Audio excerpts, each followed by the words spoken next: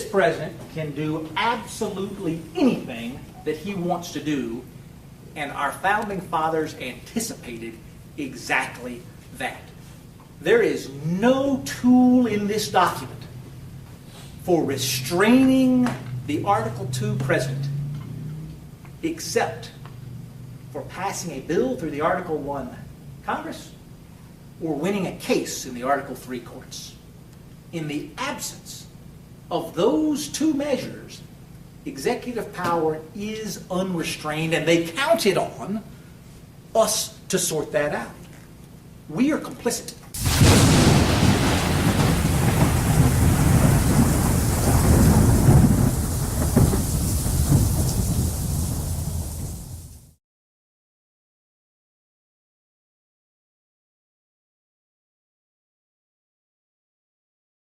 Has she apologized for unleashing ISIS across the world? She and Barack Obama unleashed ISIS. Whether you like it or don't like it, whether you want to hear it or don't, that's what happened.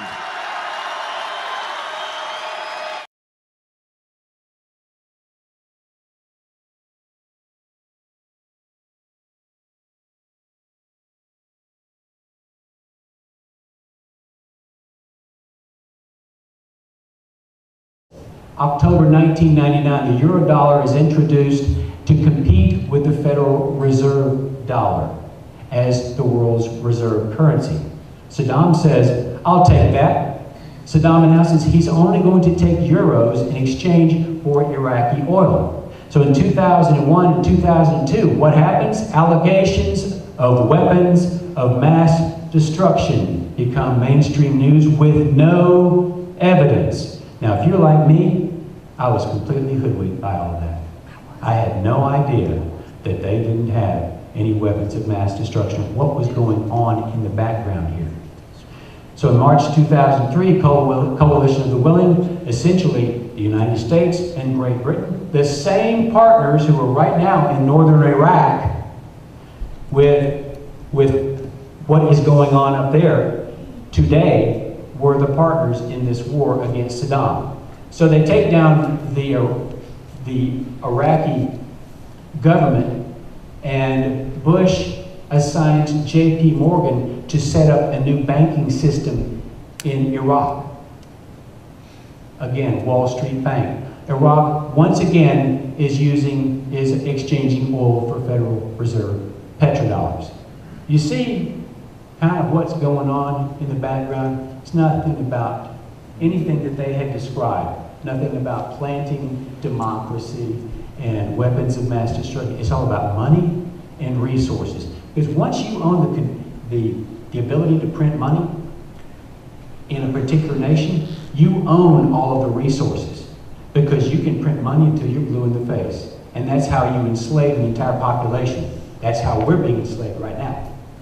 The Iraqi Constitution, approved by U.S. provisional government, requires an independent central bank. This is written into their constitution, that the bank must be independent of the effects of government. This was put in there by the Bush administration. 2007, the Iraqi oil line. I'm telling you stuff that you're probably not going to find this anywhere else. You're not going to hear it on Fox News. So if you go home, they're not going to be talking about this. I guarantee it. But in 2007, the Iraqi oil law, which would privatize the oil reserves of Iraq, same model from 1953 in Iran when they put the Shah in, submitted to the Iraqi parliament. That law is still not passed 7 years later. And that one that I'm showing here, that's what I'm calling strike one. Next. 2011, the Iraqi Supreme Court declares the central bank cannot be independent. Well, if it cannot be independent, it must be under control of the Iraqi government rather than the Federal Reserve, rather than the international banking cartel, rather than the military-industrial complex. They wanted their own sovereign banking system, and they were not going to give it up. So in 2011, that was strike two. 2011, what happens? The Iraqi government requires the U.S. military presence to leave. That's strike 3. So now, in 2014, what do we have? ISIS? I don't care what you want to call them. It's like, you could call the Riddler the Joker, and the Joker the Riddler. It doesn't matter. It's the same people that you're talking about. These people here, you're going to see them in other pictures. It's the same people. That's an Al-Qaeda flag. It's all the same thing, no matter what they want to call them. And they're mercenaries, and they're attacking in Iraq. This is Prime Minister Maliki of Iraq. This is back in March. He says that the Saudis and the Qataris are openly funding the violence in Anbar. The violence he's talking about is the ISIS invasion.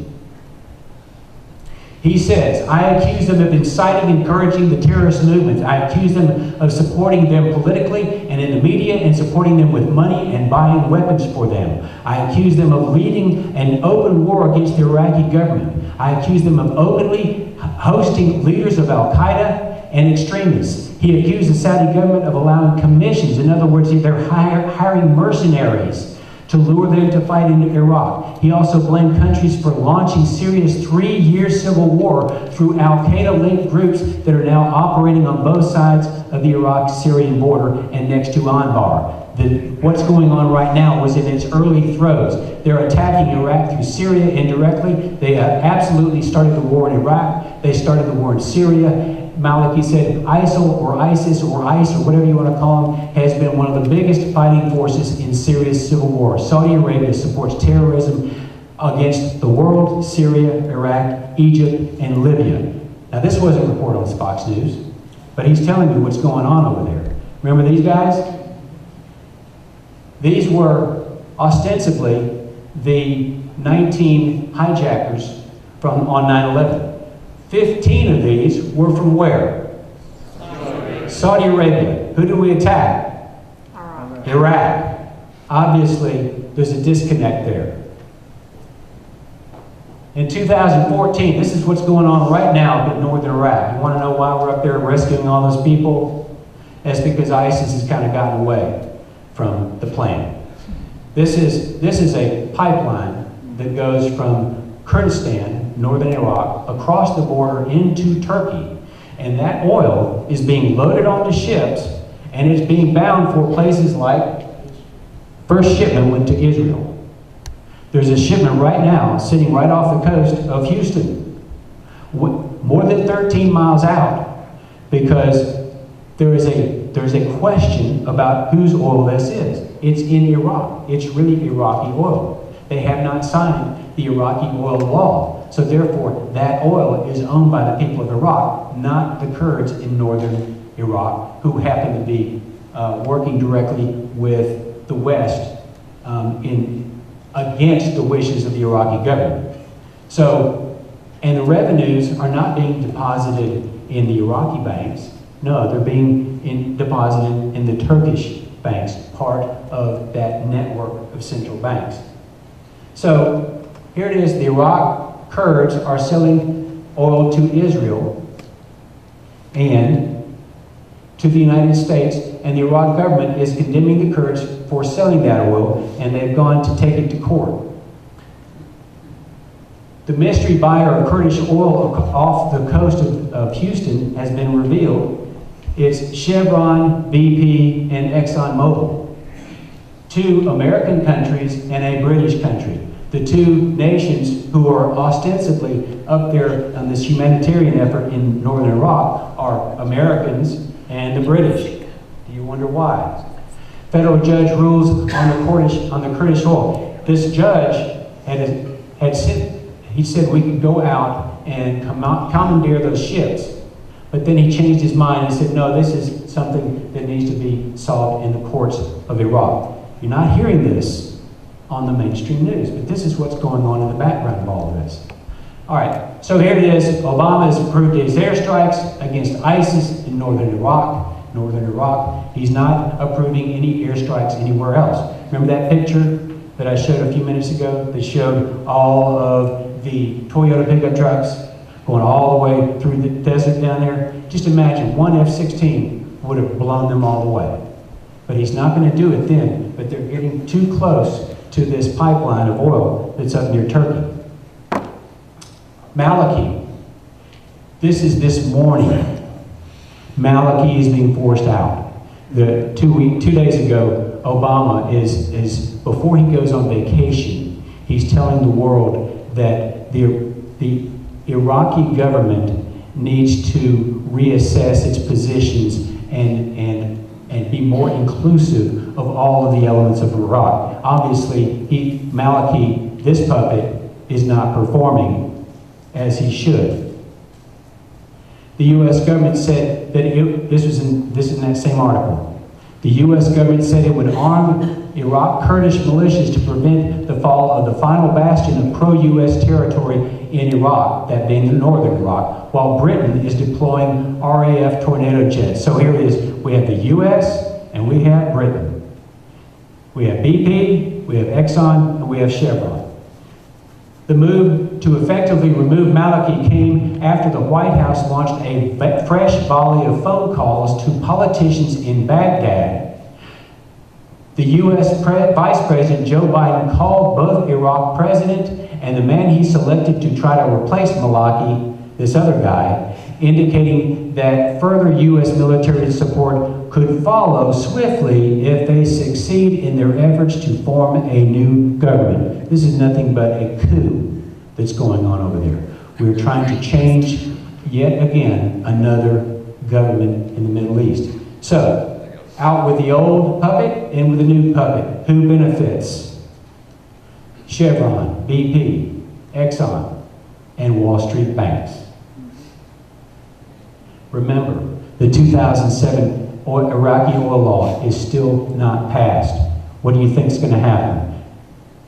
The Iraq Central Bank is still not independent. What's going to happen? It's something for us to be watching, because I expect that the parliament in Iraq is going to be making some decisions here shortly. Question, what will the Iraqi parliament and Supreme Court do next? That's my question. It hasn't happened yet. It's something we have to watch. And if they pass the Iraq oil law, and if they if they go back on the Supreme Court and reverse that ruling, then we're going to know exactly what was going on over there. In Iran, very simply, I've got 5 more minutes and I'll be done. In Iran, in 2007, Iran requested oil payments to be made in other currencies than Federal Reserve petrodollars. That's the kiss of death. U.S. issues unilateral sanctions holding Iranian oil payments. That's what sanctions are. It means that you have already lost your oil. You send it to someone overseas, but the U.S. is holding your money. You can't get your money. If you can't get your money, you can't buy things on the world market. It starves the people out.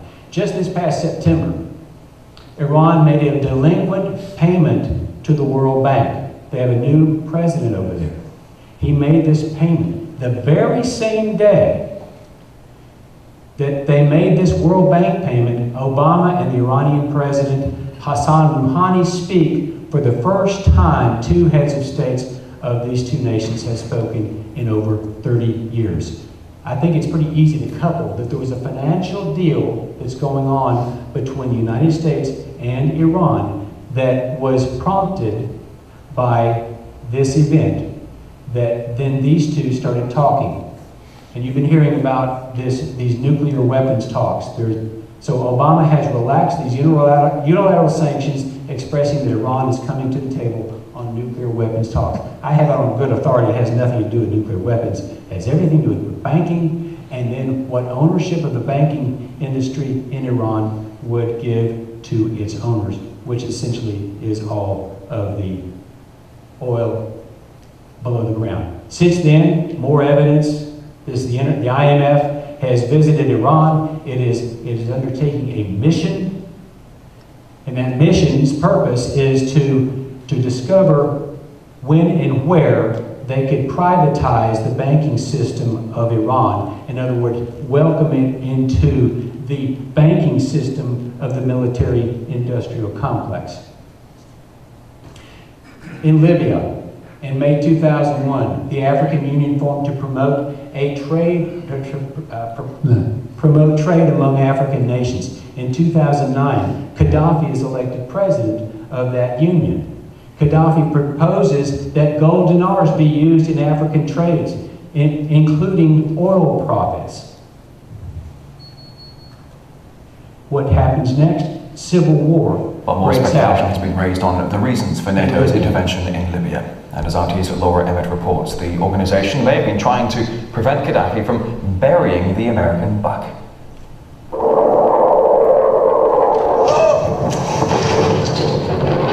According to some, it's about protecting civilians.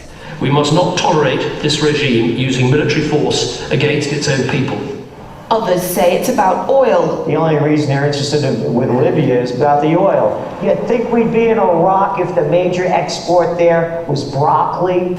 But some are convinced intervention in Libya is all about currency, specifically Gaddafi's plan to introduce the gold dinar, a single African currency made from gold, a true sharing of the wealth. It's one of these things that you have to plan almost in secret. Again, I will stop it for time, but essentially what's going on over there is exactly what happened in Libya. And the proof of that is that anybody here know who the Libyan rebels were at the time? They kept hearing about the Libyan rebels and all that. It's the same group of people. Same black flag, same Toyota pickup trucks, same heavy weaponry on the back of the pickup truck.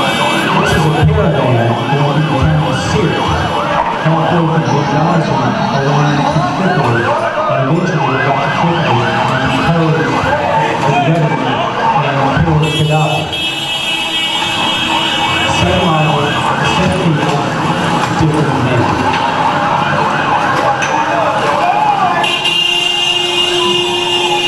And this stuff is not hard to find. I mean, it's all out there hiding in plain view. But that's what's going on in Libya. So in 2006, Saddam, who bucked the petrodollar system, dead. Iraq, an oil-rich country, turned over to Western interests. 2011, Gaddafi, who bucked the petrodollar system, dead. Libya, an oil and gold-rich country, turned over to Western interests. And they set up a central bank while they were fighting during the day and setting up a central bank at night.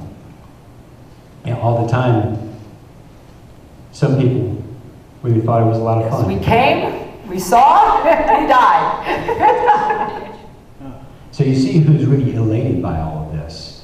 And it doesn't matter if it was the Bush administration, it didn't matter if it's the Clintons, and now it doesn't matter if it is the Obama administration or Obama.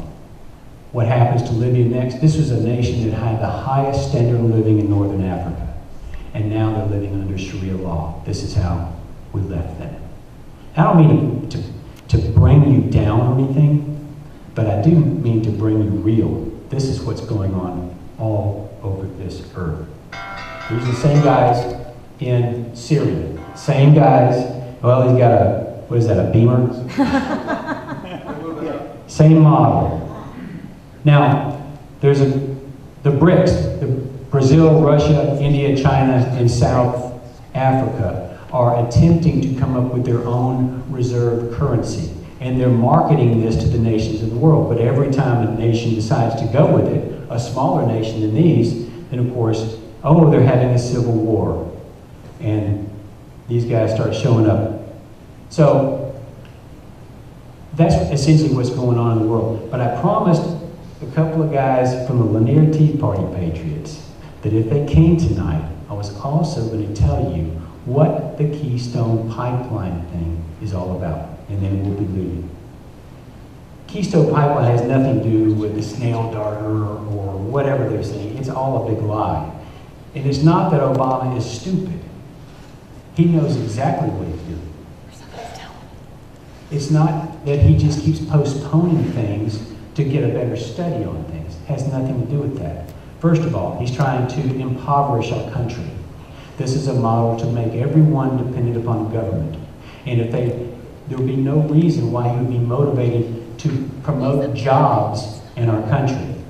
But that's not the big reason. The big reason is that this oil, if it doesn't go here, it's going to go to China. Now, China will need petrodollars to buy it. because the Canadians are not going to sell it for anything less than petrodollars either. This is just another way of maintaining the value of Federal Reserve dollars on the world market. To maintain the value of Federal Reserve currency on the world currency markets. That is what's going on here. And Obama, I don't care what you think, the man's working for the bankers. When we were so concerned last year about the debt limit, and they were wondering why Mr. Obama is not negotiating with the Republicans in the House and in the Senate, he had no reason to do that. Do you know who he was holed up in while all of our veterans couldn't even get to the World War II memorial? Do you know who he was in the Oval Office with? He was in the Oval Office with 3 Wall Street CEOs. The reason being, those CEOs were very concerned about whether their interest checks on the money supply and from the United States Treasury were going to be on their way by the end of the month. So you see who his master is. You see, it's all about the money and it's all about the resources and what the resources can be bought for fiat currency. That, my friends, is how the world really works.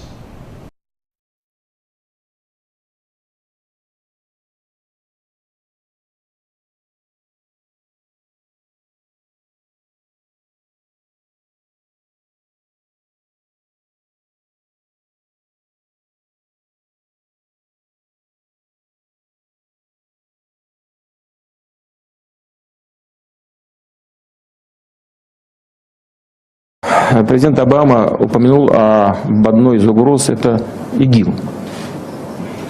Ну а кто помогал вооружать людей, которые в Сирии боролись с Асадом-то? Кто создавал благоприятный политический информационный климат? Кто подталкивал к поставкам оружия? А вы чего, разве вы не понимаете, кто там воюет? Там воюют наемники. В основном. Вы знаете, что там платят деньги?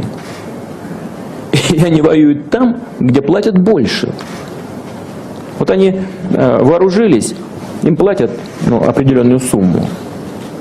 Мне даже называли эти суммы, которые им платят. Они там воюют уже с оружием, все, у них уже не отнимешь. Потом выяснилось, что в другом месте чуть-чуть начали побольше платить. Они там туда перетекут. Вот они захватили месторождения нефтяные, там, скажем, где-то в Ираке или в Сирии. Нефть начали добывать. У них эту нефть покупают, транспортируют, продают. Почему санкции не накладывают на всех, кто это делает? А что, разве Соединенные Штаты не знают, кто это делает? Это разве не их союзники этим занимаются? У них что, нет силы, возможности повлиять на своих союзников? Или они не хотят влиять? Зачем они бомбят ИГИЛ? Вот там начали нефть добывать и больше платить. И там часть сразу этих боевиков перетекла из так называемой цивилизованной оппозиции. Сразу же перетекла в ИГИЛ, потому что там больше платят.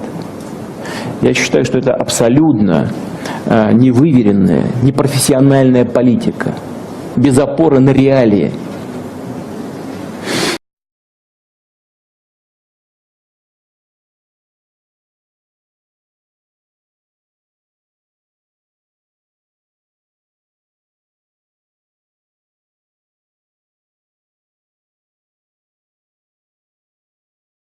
Do you know any major Arab ally that embraces ISIL?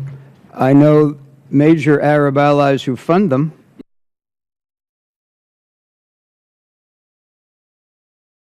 She and Barack Obama unleashed ISIS. Whether you like it or don't like it, whether you want to hear it or don't, that's what happened.